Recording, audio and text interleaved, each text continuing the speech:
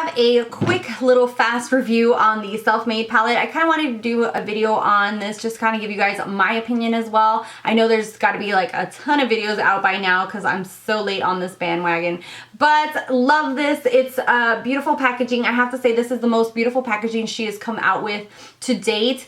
All her packaging is like sturdy cardboard, but this one, just like the material that is used on here is just very high end, and you can just see how beautiful it looks. I also love the fact that she put this little metal, I guess like just this little metal piece on here with her logo. It just makes it look a lot more classier and beautiful. Along with comparing it to other shadows, I only own 2 of her other eyeshadow palettes, which is the Mia Mia, and you can definitely see like the step up in the quality. So you can definitely see the difference between the quality of the palette itself compared to her other palettes. These other palettes are more just cardboard, while I feel like the packaging on this one looks a lot more beautiful. So inside the palette itself, this one comes with 14 eyeshadows, and you can see how tiny they are. It does have more eyeshadows per se compared to some of her other palettes. Most of her palettes used to come with 10 eyeshadows, and you can see that here in the Mia Mia, and that is Rocky crying in his sleep, and Rocky's my dog. Most of her palettes all came with 10, as you can see here in the Mia Mia. And then in the Shadow Couture, people were so excited because it finally stepped up to 12 eyeshadows, and this one was absolutely beautiful. The thing with this is that if you look on the back, all of these have the same amount of grams. So even though you're getting more eyeshadow shades, you have to take in count, or just, you know, just so that you know that you're getting the same amount of product in here. So as you can see here, the Mia Mia has 10. Okay, if you would stay still. The Mia Mia has 10 eyeshadows, but these are way bigger than this. So you're getting 0.72 grams on here and 0.72 grams here. So either you get more product and less eyeshadows, or you're getting more eyeshadows and more eyeshadow shades but less product. You see what I'm saying? Kind of. Yeah, we're getting the flow. So just to keep that, that's just a heads up. And that has happened quite a few times this year with different things like the Hourglass and a few other products where, you know, you feel like you're getting a little bit duped because you feel like you're getting, you know, you want more product for your, you know, more bang for your buck. So that is just a heads up. And also this one was 35 and each one of these is 30. So that is something that I felt, well, like I didn't understand why she brought up the price point. I'm thinking because it has the same amount of grams of product, I'm thinking that they brought up the price point to 35 because of the packaging itself. It does look a lot more fancy and more high end, so I think that that's the reason for the up in the price. So yeah, so apart from that, the shades in here are absolutely beautiful. I saw someone talk about how these are supposed to be quads, and you're supposed to like use them in quads, and that way it'll work out a lot better. Because when I first saw this, I have to say I wasn't as impressed. Once I kind of bought into the hype of everybody getting it, I was like, screw it, I'm gonna get it.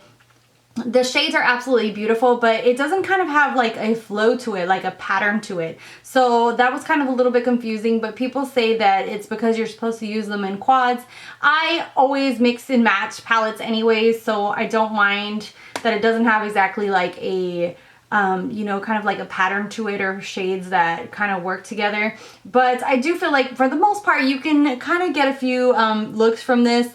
I feel like it's missing a matte, like more matte shades. It only has these 2, which is Buttery and Hot Chocolate, and the rest are all shimmer or glitter. I do have one shade that is a repeat, which is Pink Champagne, and a lot of people were saying that Fudge, but Fudge isn't in here, so I don't know what people are talking about. So Hot Chocolate and Buttery are the only matte, and all the rest are shimmers. Pink Champagne is an absolutely stunning and beautiful color. It does have a lot of fallout. You have to watch out for like just having glitter all over your face afterwards, so it's definitely something that you want to pack on, tap off the brush, and be a little bit more careful with, or, you know, do your foundation afterwards as well. So overall, I have to say that it's a very beautiful palette. I love a lot of these shades because they're very beautiful. I love like this mustard shade, this kind of like taupey grayish shade. Witchy is very, very beautiful.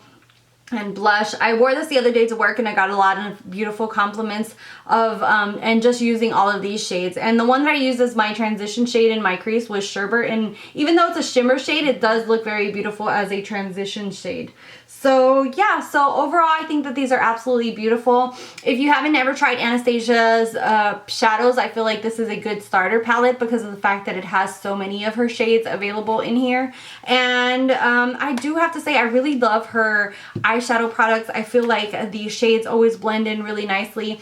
I do have to say that if people have been touching a palette a long time, sometimes in the store you're just like, things don't come off as pigmented as they really are, because that happens to me a lot. I went into the store to see this one and I was like, what the heck are people talking about? Because so many people had swatched it. When I swatched the display, you could hardly get any product out and it didn't seem as pigmented. And that also happened to me with a friend of mine here on YouTube, Stacy. I will link her channel down below.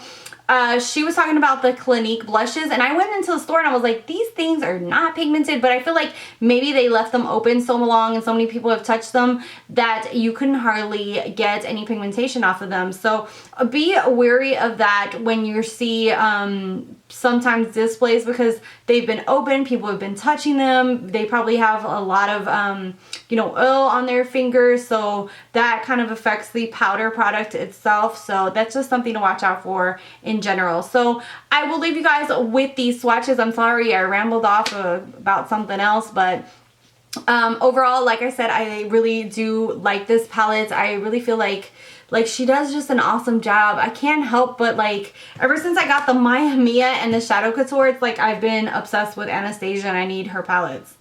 Why are you doing this to me, Norvina? So yeah, thank you guys so much for watching. Don't forget to subscribe down below.